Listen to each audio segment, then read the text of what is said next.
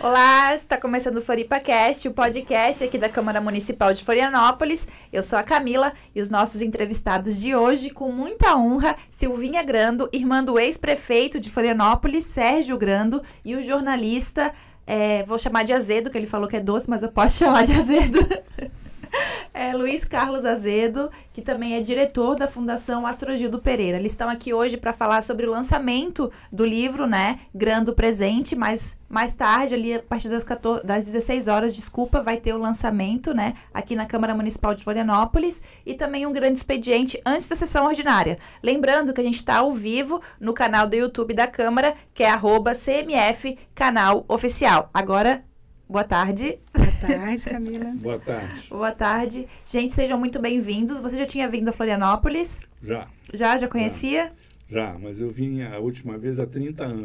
Então mudou muita coisa. Mudou muita coisa. Ainda pegou um tempo de chuva, né? Tá chovendo aqui a semana inteira. Mas a cidade tá muito linda. Então, gente... Quer dizer, ela é muito linda. Ela é muito linda, é verdade.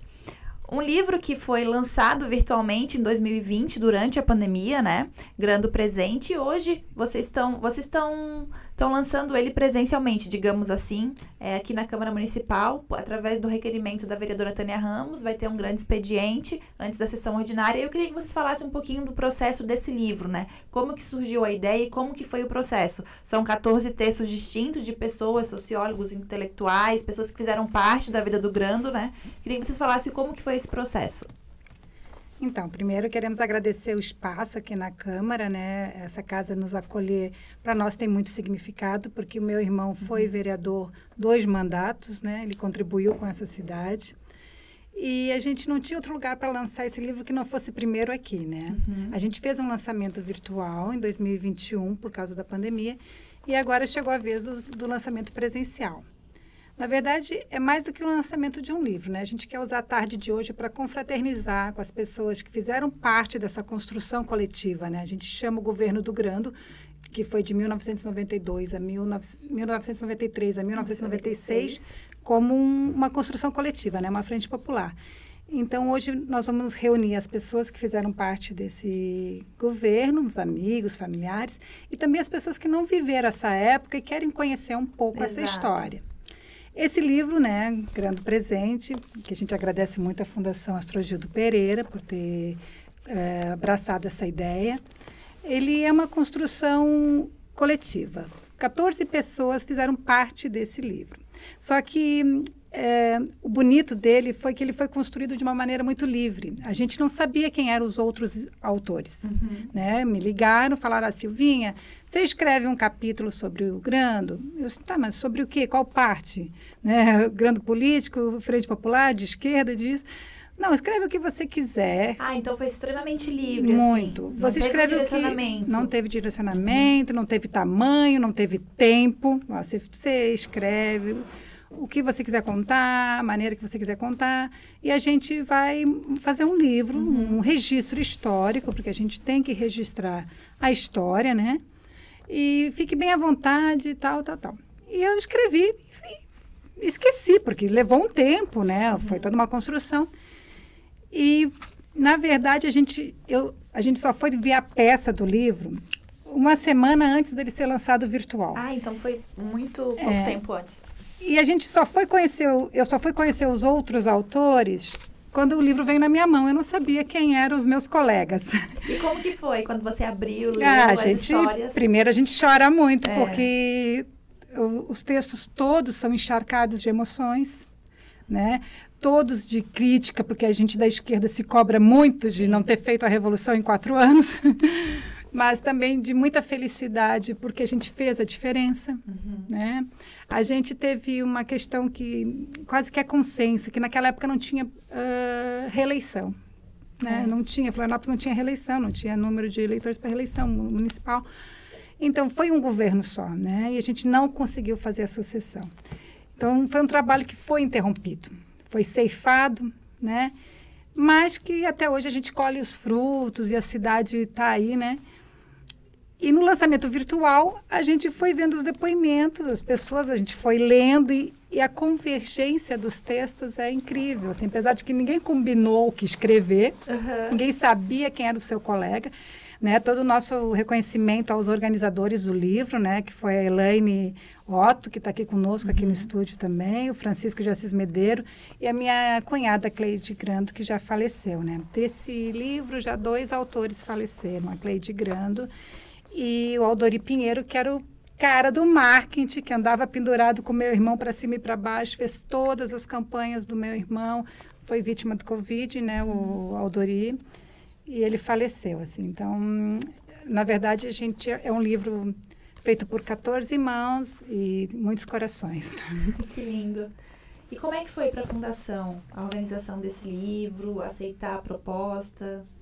Bom, vou começar primeiro agradecendo a honra, Claro. De participar desse programa. Obrigada. Estar aqui com a Silvinha, falando do Grando, né? Que foi uma figura extraordinária.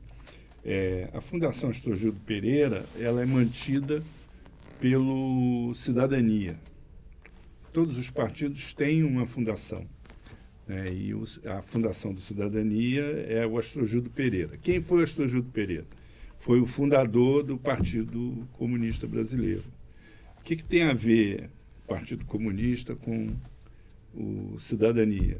É porque o Cidadania, ele é vamos dizer assim, um partido cuja origem, a raiz mais profunda, é o PCB. Depois mudou de nome para PPS e, mais recentemente, para Cidadania. O Grando foi um personagem dessa mudança de PCB para PPS, ainda quando prefeito, né? E a Fundação, a missão dela é preservar a memória do PCB, dos seus militantes, dos seus líderes, dos seus integrantes, da sua política, da sua história. E por isso todas essas lideranças mais importantes do partido, quando surge uma proposta de fazer uma biografia, a proposta é acolhida pela Fundação, né? Porque isso faz parte do nosso patrimônio, né? Da nossa história e tal. Eu conheci o Grando pessoalmente, se nós formos entrar logo no assunto, né?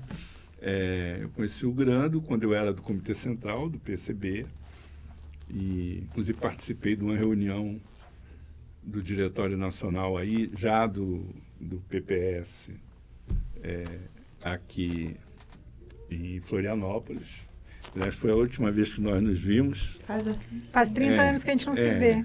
30 anos. Você mora aqui em Floripa ainda? Moro em Floripa. Ele que foi para Brasília, né? Ficou lá em Brasília.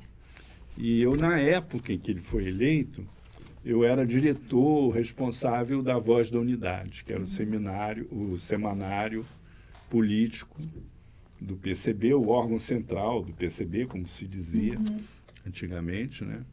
E eu me lembro que eu escrevi um editorial sobre a eleição do Grando. Por quê? Porque havia...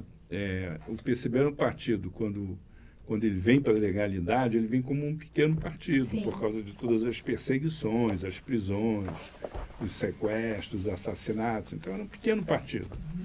E, a rigor, quer dizer, um partido que já estava, de certa forma, defasado em relação às mudanças que estavam ocorrendo no mundo. Tanto é que logo depois a União Soviética acaba, cai o Muro de Berlim, né? Mais ou menos nesse processo.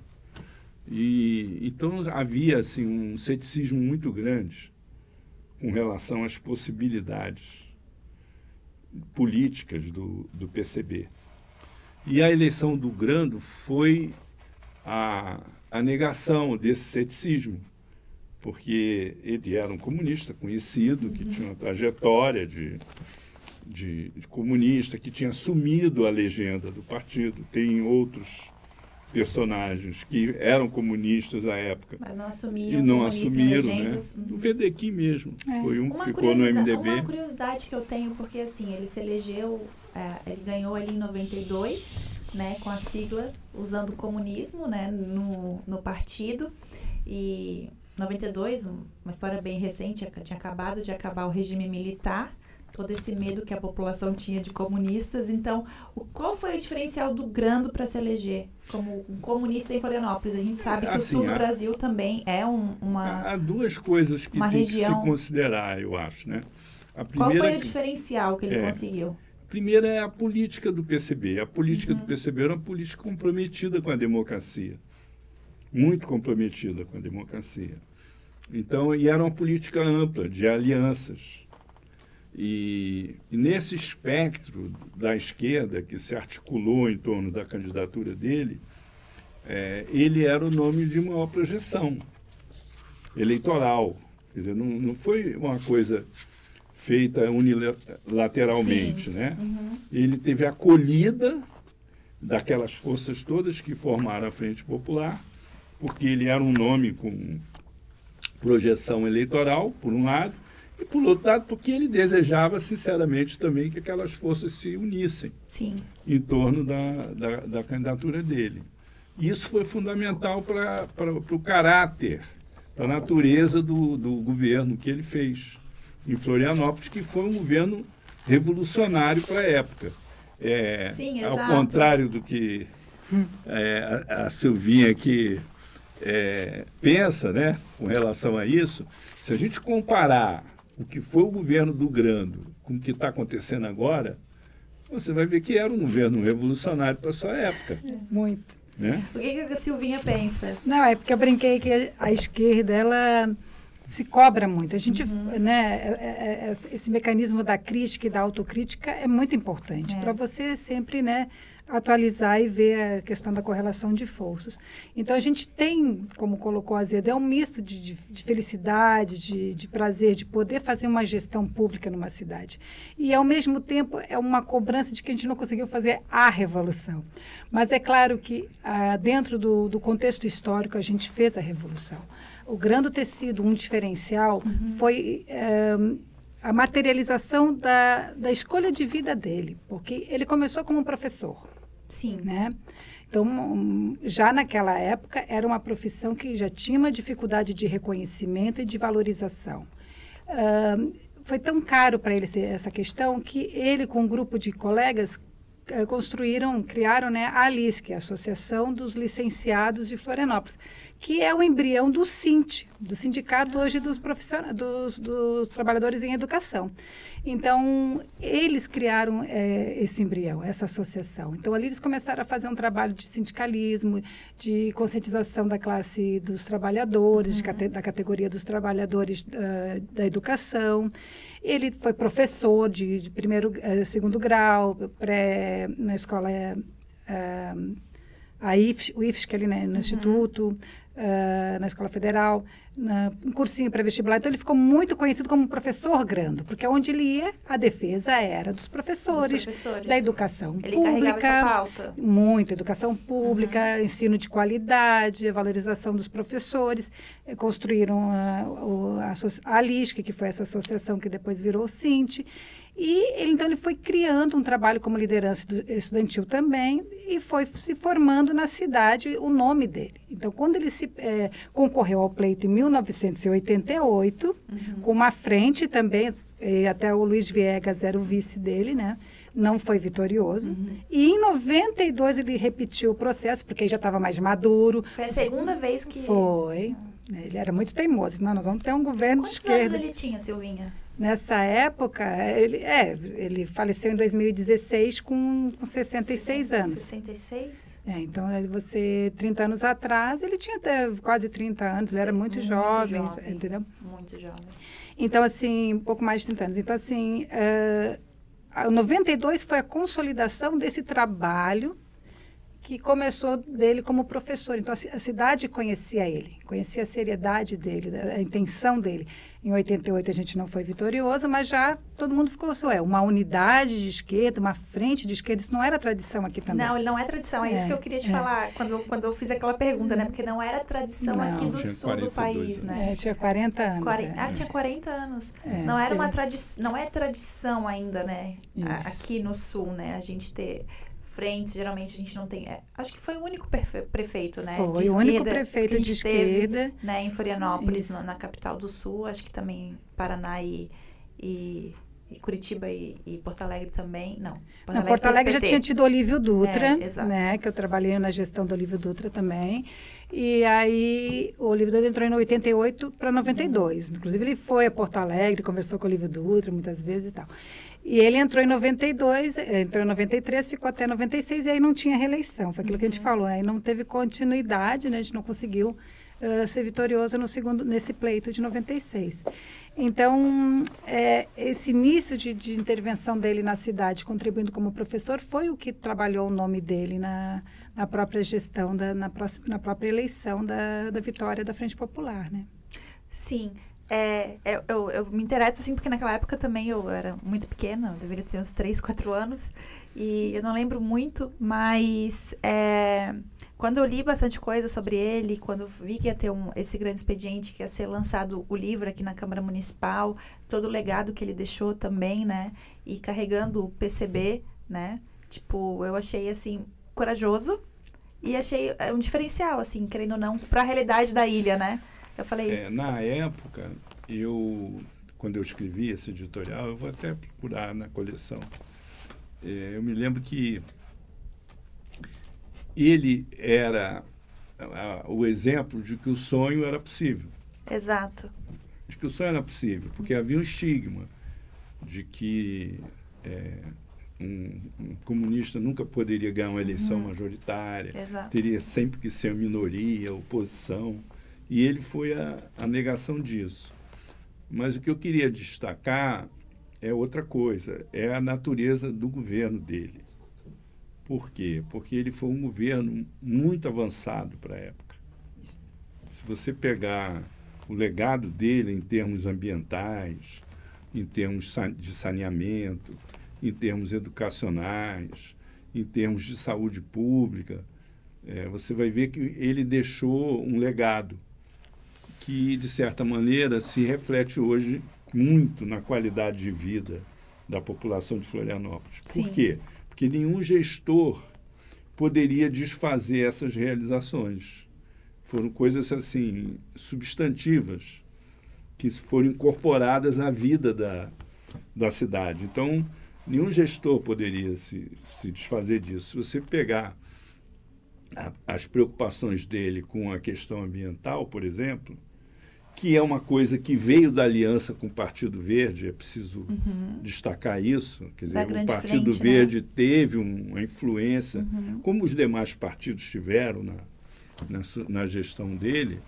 Ele é um visionário, porque na época falar na questão ambiental, em ecologia, era meio coisa de bicho grilo, né? Como se diz. Até hoje é um pouco, né? Mas hoje é o centro. 30 anos hoje atrás. É impossível você pensar no futuro da sociedade, do planeta, sem tratar dessa questão da sustentabilidade. Exato. E nos aspectos básicos, né? De você ter saneamento básico, tratamento de esgoto, coleta de lixo, uma destinação adequada para os resíduos sólidos.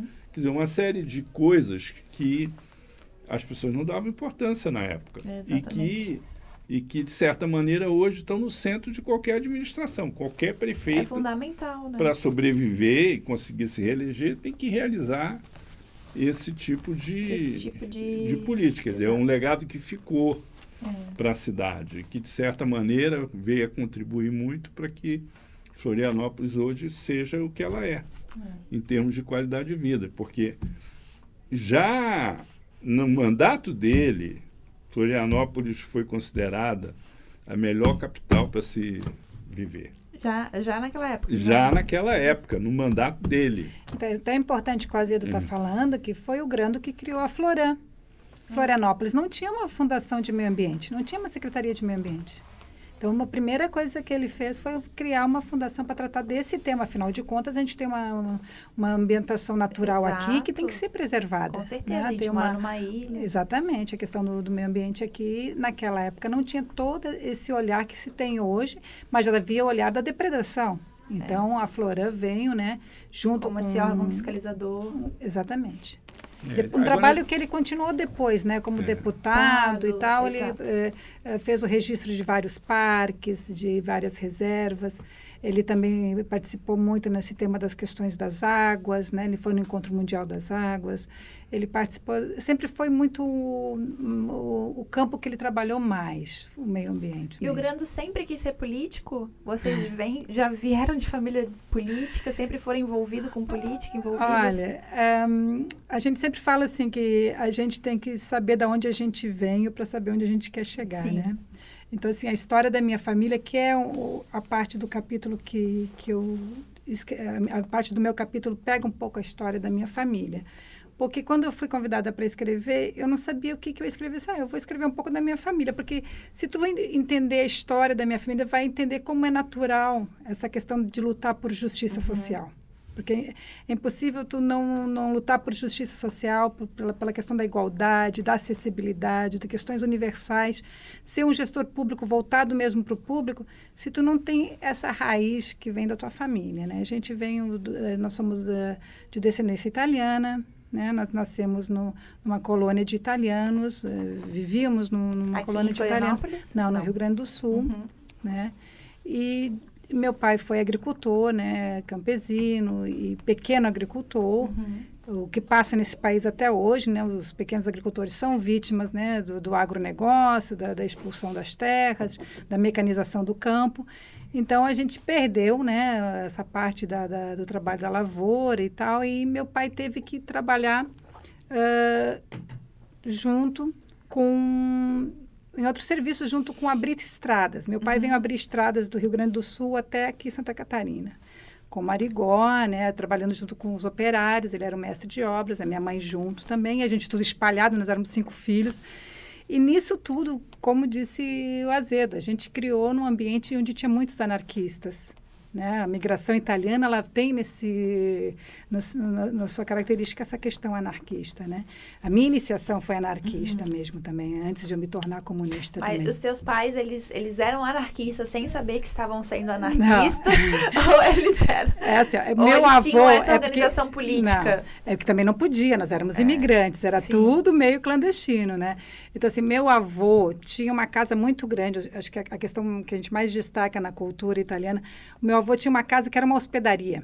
Então, todo mundo ficava nessa casa, né? E minha família também. Tanto que quando meu pai casou, foi a primeira morada nossa, da minha mãe e do meu pai. Foi ali, depois que meu pai conseguiu a casa dele. Era muita dificuldade, né? Então, a gente sempre cresceu nesse ambiente cheio de pessoas que viajavam, migrantes, italianos, alguns mais envolvidos politicamente, outros menos, mas era aquele acolhimento, né? Tudo ao redor da mesa da cozinha e ali se trocava muitas coisas. Então, a gente foi crescendo nesse ambiente, né? De primeiro um trabalho da agricultura, depois um trabalho de operário. Então, as linguagens são desse mundo. Sem terra, trabalhando a questão do operário, do trabalhador que está clandestino, do trabalhador... A gente cresceu com essas questões, né? E as questões também de injustiça social, como era difícil ter um trabalho e tal. E aí, meu pai depois foi para Porto Alegre, e nessas questões de abrir estrada, foi aonde a gente chegou em Santa Catarina, que meu pai abriu estrada até em Lages. E aí, o Grando ficou numa escola interna. Naquela época, tinha aqueles colégios que ficavam morando e estudando, e a gente voltou, né? Não era nascida ainda, a gente voltou e tal. E nisso, a gente cresceu assim, separado dele. Meu pai vinha, aquela coisa toda, e ele, com 12 anos, ficou aqui, né? Ele teve uma infância... Ficou em Lages, estudando, e depois, quando ele terminou, ele podia ter ido para o Rio Grande do Sul ficar com a gente, né? Que aí meu pai já estava mais consolidado no trabalho, ele abriu um comércio e tal. Mas ele quis vir para Florianópolis, porque ele já tinha essa questão da universidade, do movimento estudantil, E aí, quando ele chegou em Florianópolis, que ele pensou que ia ser mais fácil, né? Foi bem mais difícil, porque não conhecia ninguém, então teve que estudar e trabalhar. Então, todas essas andanças e todas essas pessoas que cruzam nossas vidas é que faz a nossa formação, né? Os nossos pais não tiveram estudos, né? Por causa dessa caracterização de ser imigrante e tal. Estudaram só até o 4º livro, assim que a gente chamava antigamente. Mas os 5 filhos se tornaram professor. Então, para nós, ser professor era orgulho do meu pai. Meu pai morreu muito cedo, com 58 anos. Muito jovem. Muito jovem, muito sacrifício. E ele dizia assim, ele não chegou a ver a minha formatura, mas ele dizia, eu tenho 5 filhos professores. 5 filhos professores. Eu falei, pai, mas professor não está muito fácil. Mas para ele era o máximo ter filhos professores. E o Grando, nessa época, ele veio e formou aqui em Floripa. Se formou. Aí ele começou o movimento estudantil. Foi a base dele, foi o movimento estudantil, onde ele tratava com outras pessoas toda essa dificuldade. Ele teve um grande parceiro aqui, que morreu muito jovem, foi o Luiz Carlos, que é o meu xará. Morreu num acidente velejando. Nossa. Bateu num fio. O mastro do barco bateu num fio, ele morreu eletrocutado. Se eu não me engano, ele era médico. E eles eram, assim, que sempre moravam em repúblicas. O Grando formou na UFSC? Na UFSC. Aí ele começou o movimento estudantil dele. Isso. Não, no segundo já na escola técnica técnica. Ele já foi engajado desde o início, assim como eu também fui, meus irmãos foram, porque eu tenho outro irmão que faleceu também. Ele também ele era do sindicato lá no Rio Grande do Sul, do Sindicato dos Professores. A gente vem numa família de militância, né? Então, a gente nasce com isso, porque a gente se forma com esse meio que a gente está e também propaga o que a gente aprende e vai fazendo outras formações. Então, o Grando, da nossa família, te respondendo, ele foi o único político no campo institucional, né? Eu tenho outros 2 irmãos que são atletas, que representaram até o Brasil em competições de judô, também professores de educação física. Quem? O Oscar e o Pipoca. Ah, é? O Pipoca, meu irmão, chegou a fazer seleção para as Olimpíadas, seletiva para as Olimpíadas, na época que o Aurélio Miguel ganhou medalha de ouro, meu irmão fez, aí só que meu irmão perdeu, o Aurélio Miguel foi e ganhou medalha. Podia ter sido nós. Então, assim, só que meus irmãos também trabalham com políticas na área do esporte, porque fazem esporte em áreas periféricas, com crianças de periferia, também vão fazendo formação. Sim, é política, né? Não institucionalizada, mas política. E eu também, só que o único da nossa família que foi para o campo partidário representativo foi o Grando. A gente é só mais bastidores, né? Eu trabalho mais com política internacional e o Grando botou as caras, né? Acreditou, como diz o Azedo, que podia ter um espaço na instituição representativa. E aonde ele passou, tanto como 2 mandatos de vereador, prefeito e 2 mandados como deputado, ele fez a diferença, né? Dentro do possível. Assim, o importante é que a esquerda, tradicionalmente, tem a ideia de que uma prefeitura ela é expressão de poder local num processo de acumulação de força para chegar ao poder central, vamos dizer assim. Que, no fundo, é uma concepção assim, ultrapassada. Porque, na verdade, quer dizer, uma prefeitura ela tem que ser uma instituição que incorpore a sociedade à política e que traduza os interesses da sociedade na política. Ou seja, ela precisa ter um governo que seja essencialmente democrático. Exato. Porque é isso que vai dar a ele a representação do interesse da sociedade no nível, na esfera de poder desse ente federado que é o município, né? Então, no caso do governo do Grando, quer dizer, isso fez muita diferença, porque assim, não era uma visão, não, eu vou fazer uma administração aqui para escalar o poder. Sim. Ela era um fim em si. Fazer um bom governo, fazer um governo democrático, incorporasse a sociedade, era um objetivo em si. Ele não era um trampolim, entendeu? Sim. Isso é uma coisa que também marcou muito a gestão, né? E como a Silvinha falou, como não tinha reeleição naquela época, então os mandatos decorrentes, como vereadores e deputados, também foram consequências disso, né? Da gestão e você feita. tem ele tinha um problema, ele tinha um governo estadual hostil a ele. Né? E federal também. E federal. Então, e uma Câmara de Vereadores, acho que só tinha 4 vereadores que convergiam com a gente. Era muito difícil, né? Um cerco. Exato. Um cerco. Quer dizer, não foi uma coisa fácil. Foi e acho difícil. Que o diferencial veio daí de ter essa leitura, como diz o Azedo, de que a gente chegou ao governo, mas não chegamos ao poder. Então, como que você governa 4 anos numa cidade tendo toda essa hostilidade, inclusive preconceitos, porque a campanha também não foi fácil. A gente era taxado de comunista, que não sei o que. Então, assim, foi muito complicado. Era taxadão, né? Então, o que a gente fez? A gente fez uma gestão pública. Quando você assume... Era aí que veio a minha curiosidade mesmo, assim, porque tinha muito aquela coisa, medo de comunista, não sei o quê, aquelas coisas que a gente ouviu durante o regime militar, e uma pessoa com a sigla comunista se eleger numa cidade como Florianópolis. Essa que veio a minha curiosidade. Assim, você vê como é que é a antítese, né? Exato. Qual é a essência de um regime político comunista? Partido único. Né? E ali era um governo pluripartidário. Nós tínhamos 8, 9, 11 entendeu? frentes. Então, só aí você já vê que era uma outra visão que tinha muito mais a ver com o PPS, que se constituiu depois, do que com o velho PCB. Então, quando o Grando chegou ao governo, ele disse, agora nós temos que fazer a gestão.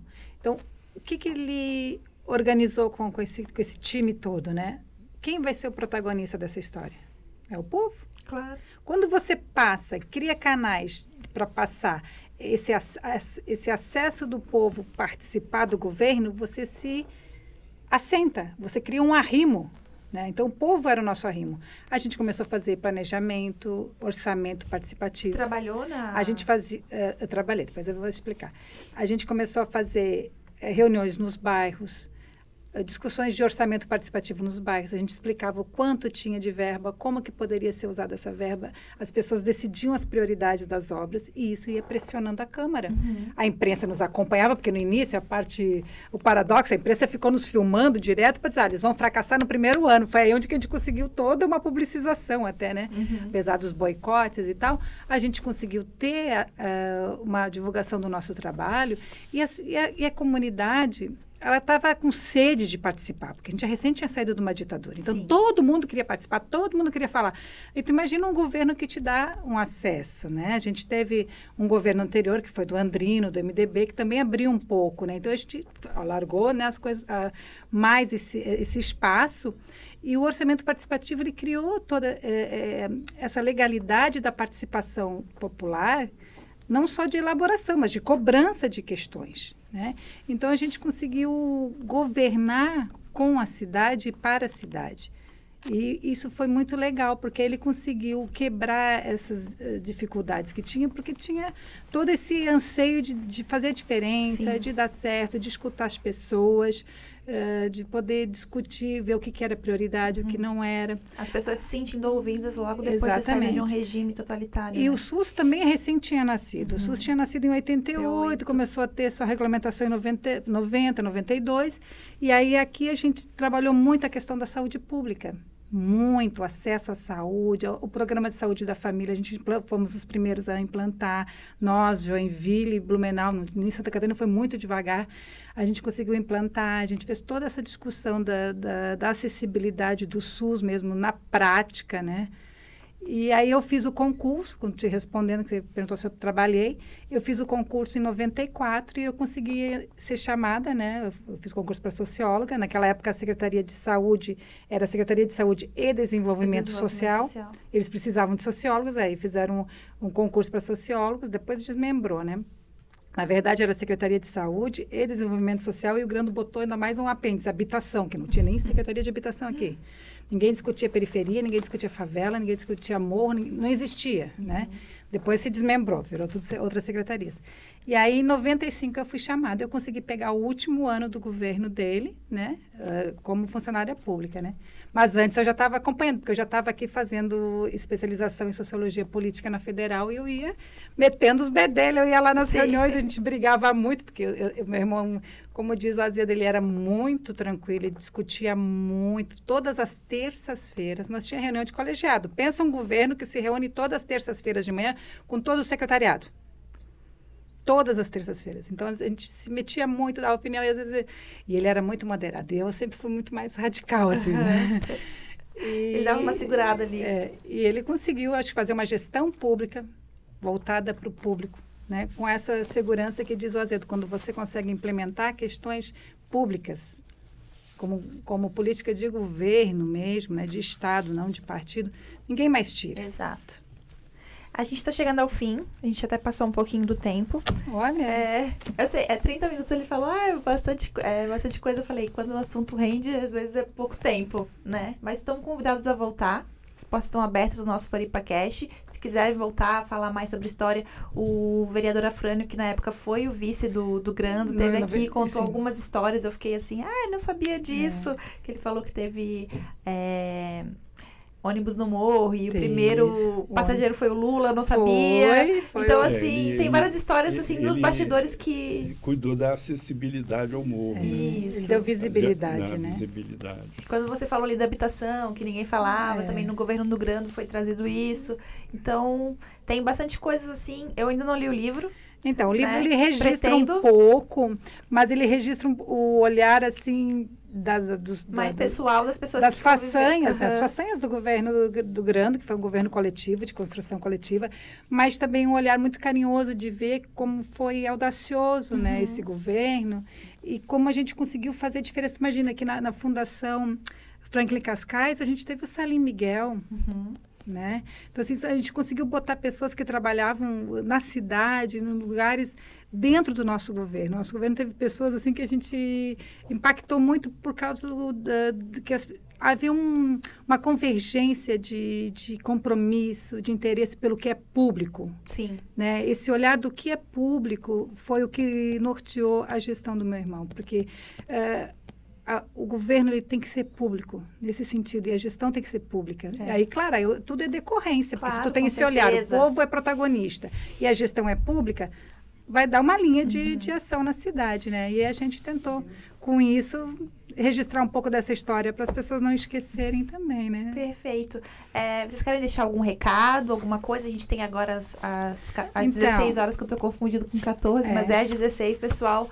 Vai ter o grande expediente com o lançamento do livro. Pede pro pessoal ficar ligado na TV Câmara, que vai passar ao vivo, transmissão então ao vivo. A gente convida a cidade de Florianópolis, porque, como dizia meu irmão, a cidade é feita de pessoas, né? Então, a gente convida as pessoas para estarem aqui hoje, às 16 horas, para assistir a sessão solene, né, de lançamento do livro, e depois vai ter a sessão de autógrafos. O livro é de distribuição gratuita, porque a gente defende tanto o público e a gente quer que as pessoas tenham acesso público ao conhecimento, né? À versão do que foi essa história, né? A narrativa que foi a nossa história, e possa aprender com ela, né? E continuar esse legado junto com a gente, porque a gente não caminha sozinho, né? A gente é uma construção coletiva e precisamos de todo mundo para continuar esse projeto aqui de uma sociedade mais justa, né?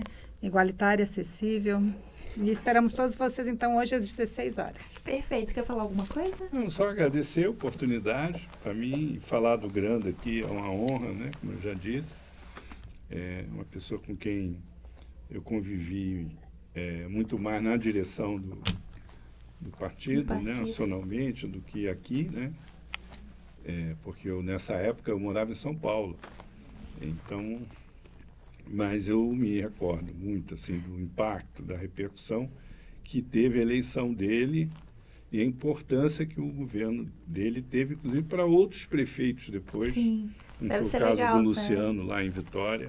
Isso. Porque a construção de uma política de gestão pública, democrática, aberta, inovadora, né, que é o que importa, né? Exatamente. Por isso é que ficou o legado dele aí. E tá ninguém aí, né? tem como desmanchar. Exato. É o que ele deixa Se desmanchar, perde a eleição. É verdade. O FloripaCast fica por aqui. Um beijo e até mais.